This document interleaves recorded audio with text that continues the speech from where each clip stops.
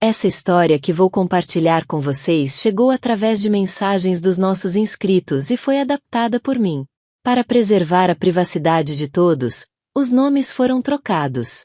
Se você gosta desse tipo de relato, já sabe, se inscreve no canal, deixa aquele like para fortalecer e comenta o que achou da história aqui embaixo, sua opinião é super importante. Se tem uma coisa que a gente aprende depois dos 30, é que paixão não paga as contas, mas segurança. Ah, essa sim. Foi pensando nisso que me casei com Ricardo, um empresário de Acapulco, dono de uma rede de restaurantes de frutos do mar. Ele tinha seus 40 e poucos anos, um charme meio canastrão e um ego que competia com o Morro de La Quebrada. Ele me tratava bem, me dava do bom e do melhor. Joias, viagens, um apartamento com vista para o mar. Só não me dava aquilo que nenhuma entrega de iate inclui. Tesão. E não me levem a mal, viu? Juro que tentei. Lingerie nova cor de água marinha, jantares românticos à luz de velas na varanda, até um óleo de massagem com aroma de manga que ele adorava. Mas o homem só queria saber de fluxo de caixa, cotação do dólar e dos seus prêmios de melhor chefe do ano. A gente morava num condomínio de luxo, segurança 24 horas, piscina com borda infinita, e foi justamente ali, tomando um sol preguiçoso numa tarde de sábado, que meu mundo começou a dar um giro de 180 graus. Conheci Javier. Sim, Javier, o filho de Ricardo. Fruto do primeiro casamento, morava na cidade do México e aparecia pouco, aliás, raramente. Naquele sábado, ele surgiu de surpresa, com uma mochila de couro surrada nas costas, uma camiseta branca que realçava o bronzeado e um olá, madrasta que saiu da boca dele como a brisa quente de Acapulco, suave e carregada de promessas. Juro por Deus, quase derramei a margarita que estava na minha mão. 28 anos, corpo de quem surfa nas ondas de Sayulita, um sorriso que faria qualquer estrela de cinema sentir inveja e um olhar, aquele olhar me deixou em pânico e com calor inexplicável ao mesmo tempo. Clara, esse é o Javier. Disse Ricardo, com aquele orgulho de pai babão. Javier, essa é a Clara, minha esposa. Já a conhecia por fotos. Ele falou, estendendo a mão e me encarando de um jeito intenso. Mas pessoalmente, você é ainda mais deslumbrante. Eu ri daquele jeito meio bobo, sabe? Meio tímida, meio atrevida. Aquele riso de quem sabe que está se metendo numa baita encrenca e, mesmo assim, adora a sensação. Claro que eu sabia que era errado, que era um absurdo, mas a verdade é que Javier tinha aquele ar de quem não segue manual de instruções, de quem gosta de colorir fora das linhas. E eu estava entediada o suficiente para deixar ele tentar rabiscar meu mundo. Ele se instalou no quarto de hóspedes, que ficava no andar de cima. À noite, eu ouvia mexer nas malas, assobiar alguma melodia latina no banho, assistir a filmes com fones de ouvido e soltar risadas baixas. Cada risada dele era como uma pequena onda quebrando na minha monotonia. Até que uma noite, Ricardo teve que viajar de última hora para resolver um problema em um dos restaurantes em Puerto Vallarta. Ficou fora 2 dias. 2 dias em que a casa, o vinho rosé gelado e os olhos de Javier eram só meus. A primeira faísca partiu dele, e eu deixei que acendesse. Na primeira noite sem Ricardo, a casa parecia maior, ou talvez fosse só a minha imaginação começando a criar espaços para as travessuras que já rondavam meus pensamentos. Javier desceu as escadas depois do banho, cabelos ainda úmidos, uma camiseta de algodão cinza que grudava no peitoral definido e um short de sarja cor de areia. Eu estava na cozinha, fingindo preparar guacamole, mas na verdade era só uma desculpa para não subir para o quarto sozinha. Quando ele apareceu com um copo de água de cocô na mão, ficou me observando como se pudesse ler meus desejos mais secretos. Preparando algo gostoso, madrasta? Ele perguntou, com aquele sorriso travesso que eu já estava aprendendo a odiar de tanto gostar. Guacamole e problemas, se você continuar com esse olhar. Respondi, tentando manter a pose enquanto me virava para o balcão. Mas senti, juro por todos os santos, senti quando ele se aproximou. O calor do corpo dele nas minhas costas, a respiração quente perto da minha nuca. Meu coração disparou como se tivesse 20 anos a menos. Eu, que até pouco tempo estava preocupada com cremes anti-idade e a próxima conta do cartão, agora me via tremendo por causa de um rapaz com cheiro de mar e rebeldia. Você é perigosa, Clara. Ele murmurou, a voz rouca. Muito mais do que meu pai imagina. Virei-me, encarando-o de perto. E você está brincando com fogo, Javier. Talvez eu goste de me queimar. Ele colocou o copo na pia, parando perto demais. E foi aí que aconteceu. Não teve beijo ainda, não. Mas o toque foi mais íntimo do que qualquer declaração. Ele roçou a ponta dos dedos levemente no meu braço, subindo até o ombro, como se dissesse: eu vejo sua coragem, eu sinto seu desejo. Meu corpo inteiro reagiu com um arrepio tão forte que minha respiração falhou. Você está tremendo. Ele comentou, com um sorrisinho no canto da boca. Vá para o seu quarto, Javier. Falei, tentando manter a compostura mesmo com as pernas bambas. Antes que eu perca a noção. Ele riu, um som baixo e gostoso. Tarde demais. E saiu andando, deixando um rastro de eletricidade no ar. Fiquei ali, encostada no balcão, sem saber se tomava uma dose de tequila ou uma boa dose de juízo. Na noite seguinte, ele apareceu na piscina sem camisa, uma toalha branca jogada displicentemente no ombro, o corpo molhado e a expressão de quem sabia exatamente o efeito que causava. Mergulhou na água cristalina, nadou algumas braçadas e depois se apoiou na borda, os olhos fixos em mim. Vai entrar?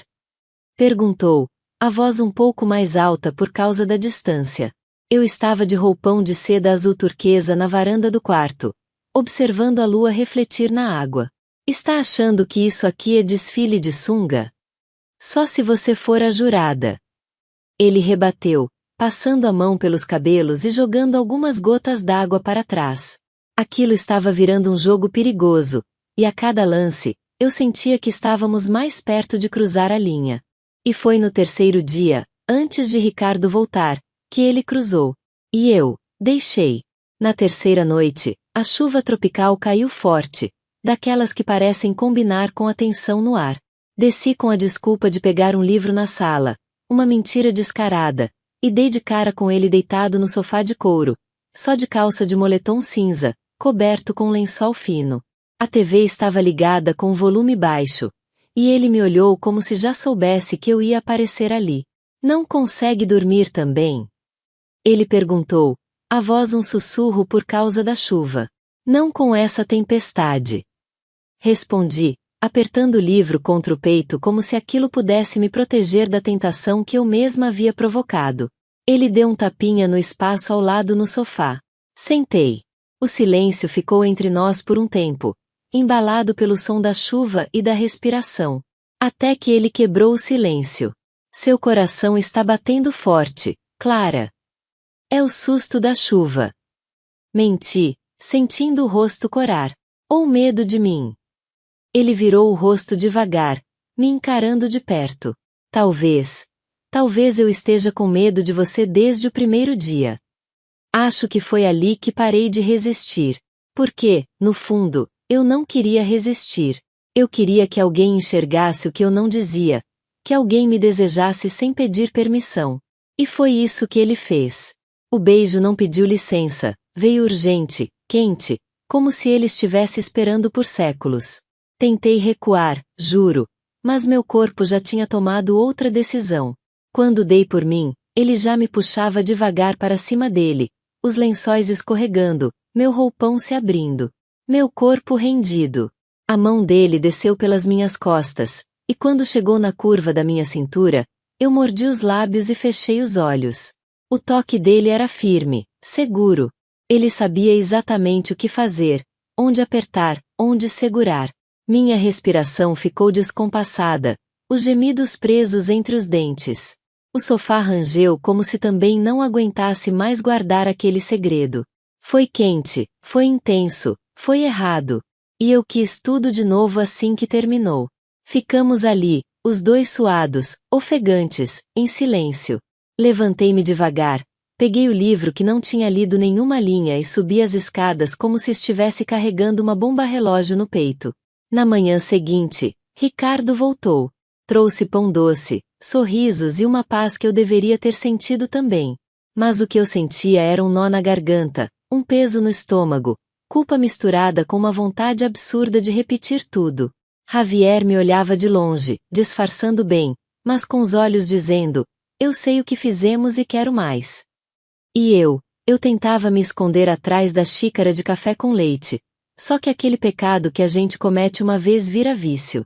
E vício não se esconde, ele aparece no jeito de andar, no atraso para o café, no olhar que desvia rápido demais. Comecei a sonhar com Javier, a ter flashes dele no meio da noite, a me pegar sorrindo sem perceber. E foi nesse ponto que entrei em desespero. Fui para a casa da minha irmã, passei a noite lá, fingindo que precisava desabafar. Mas como dizer para alguém que você foi para a cama com o filho do seu marido? Não dá. Então, chorei por cima de outras desculpas. E ela achou que era crise no casamento. Talvez fosse mesmo. Uma crise deliciosa e perigosa com nome, corpo e cheiro de Javier. Naquela noite, ele me mandou uma mensagem. Você acha que isso acaba aqui? Eu só consegui responder: queria que acabasse. Mentira minha. Tentei manter distância. Juro que tentei. Voltei para casa com o rímel borrado, os pensamentos embaralhados e uma certeza que me dava mais medo do que a tempestade da semana passada. Eu não era mais a mesma. E o pior é que ele sabia. No café da manhã, Ricardo falava sobre a reforma do restaurante e sobre um novo fornecedor de camarões. E eu só conseguia olhar para Javier sentado do outro lado da mesa, mordendo uma fatia de mamão como se fosse um aviso. E cada vez que nossos olhares se cruzavam, era como se o mundo ficasse em silêncio por alguns segundos. Ele começou a me provocar de forma sutis.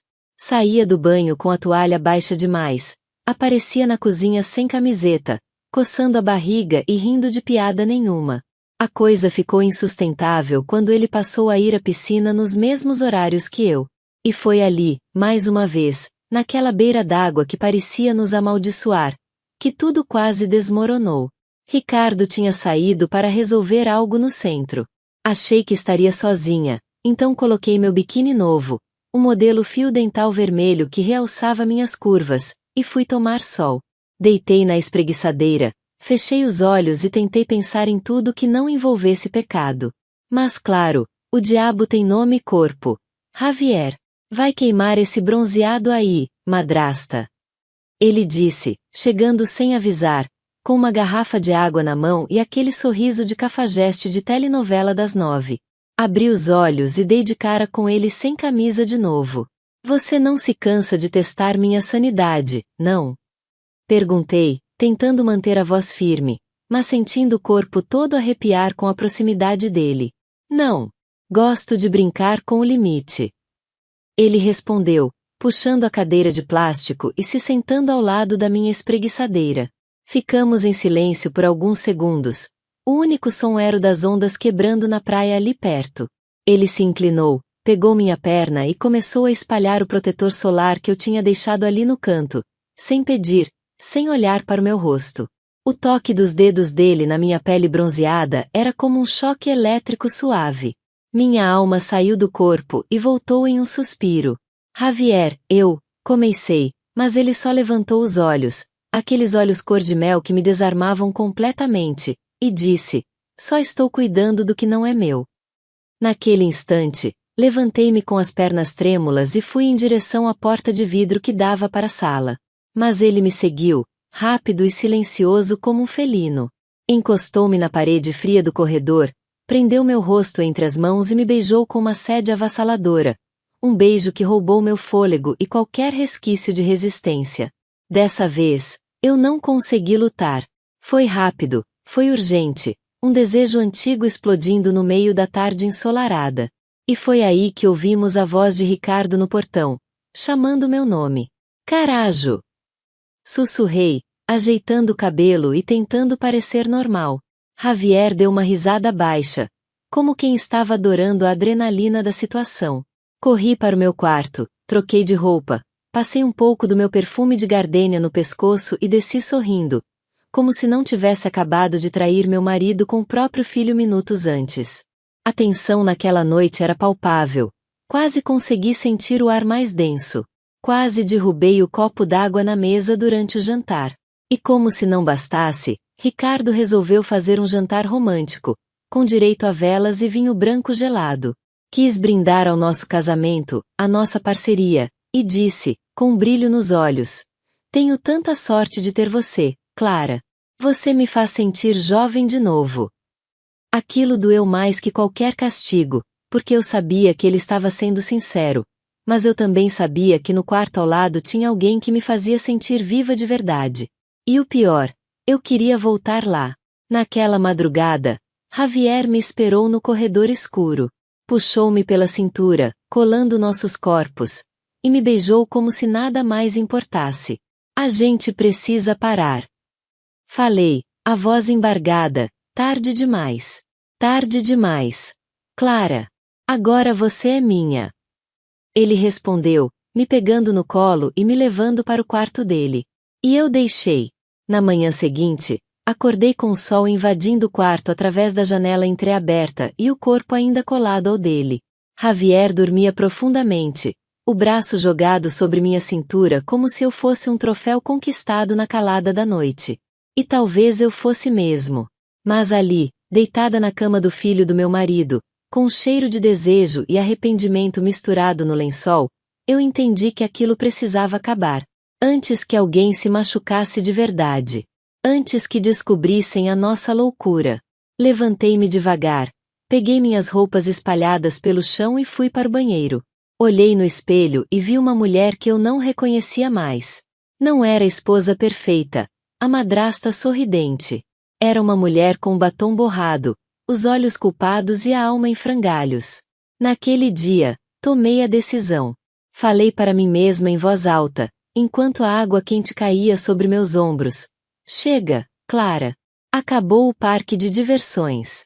Fecha essa roda gigante do pecado antes que todo mundo caia." Comecei a evitá-lo.